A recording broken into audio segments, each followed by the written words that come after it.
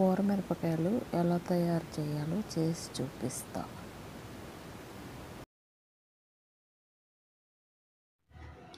Welcome back తయారు వదిన.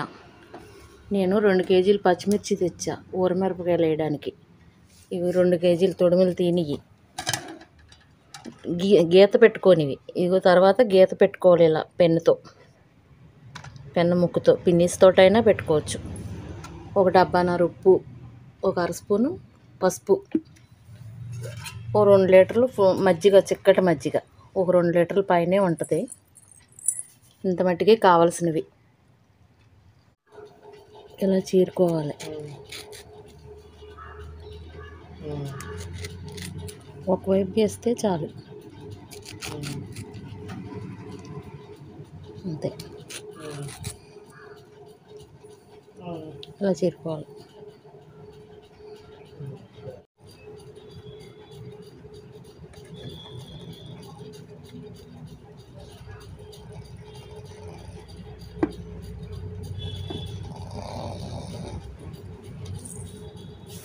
వేడి నీళ్ళు కాసుకొని పోసుకోవాలి.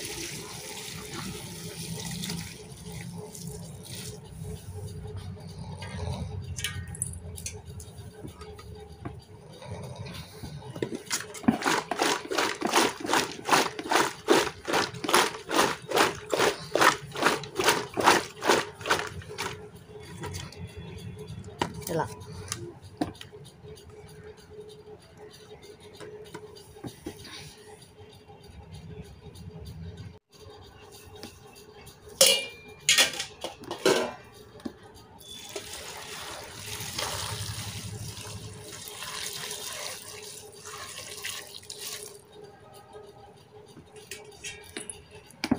బాగా కాసుకొని నీళ్ళు ఇలా పోసుకోవాలి.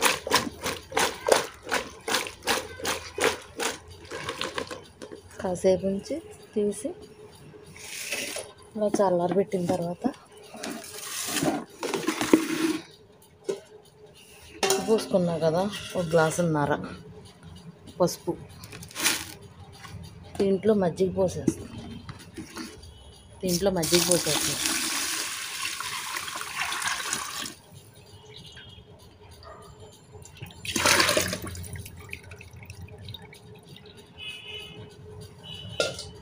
ఈ వేడి నీళ్ళు వేసి తీసుకున్నాయి, ఇవి వేసేయాలి.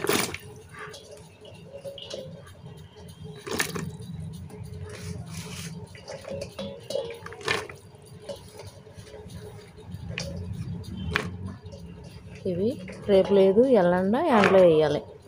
రేపు పైకి కిందకి కదుపుకోవాలి.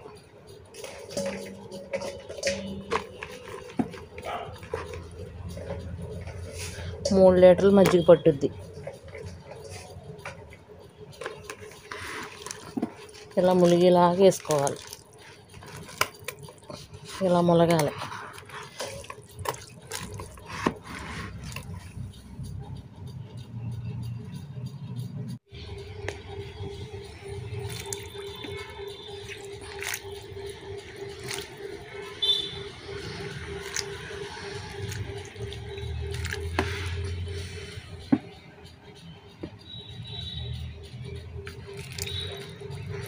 ఇలా ములిగేలాగా పొయ్యాలి.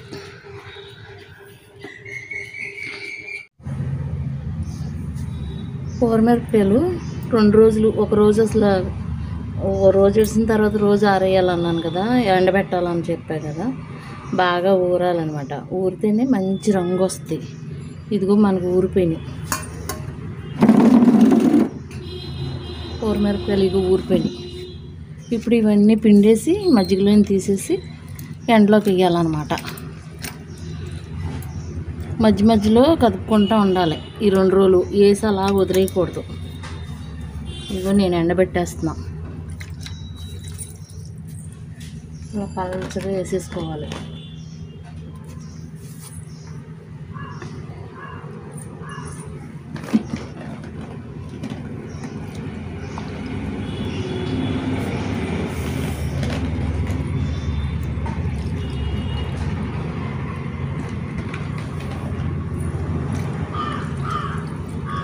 మళ్ళీ సాయంత్రం తీసి మళ్ళీ ఇందులో వేసేసుకోవాలి. ఈ మజ్జిగ అయిపోయే వరకు వేయాలన్నమాట. అప్పుడే మంట తగ్గుద్ది, లేకపోతే మంట ఎక్కిపోతాయి అన్నమాట కారాలు.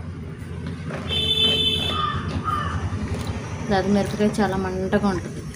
ఈ మజ్జిగ అయిపోయే వరకు సాయంత్రం ఎండిపోయాక మళ్ళీ ఇందులో వేసేసుకోవాలి. అలా 3 రోజులు పట్టుద్ది ఎండేయడానికి.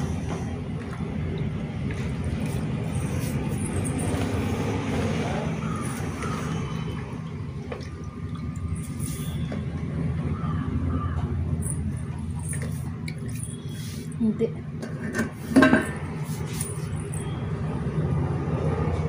ఇలా బాగా మాగిపోతాయి అన్నమాట. అందులోనే కరెక్ట్గా ఉప్పు మజ్జిగ అన్నీ సరిపోతే అందులోనే మజ్జిగలోనే ఊరిపోయాక ఇలా మాగిపోయిన రంగు వస్తుంది.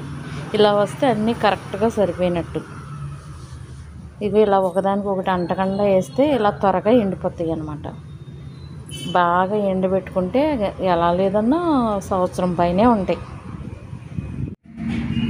ఊరమిరపకాయలు పూర్తిగా ఎండిపోయింది. ఇలా ఉంటాయి ప్రాసెస్ ఊరమిరపకాయలు.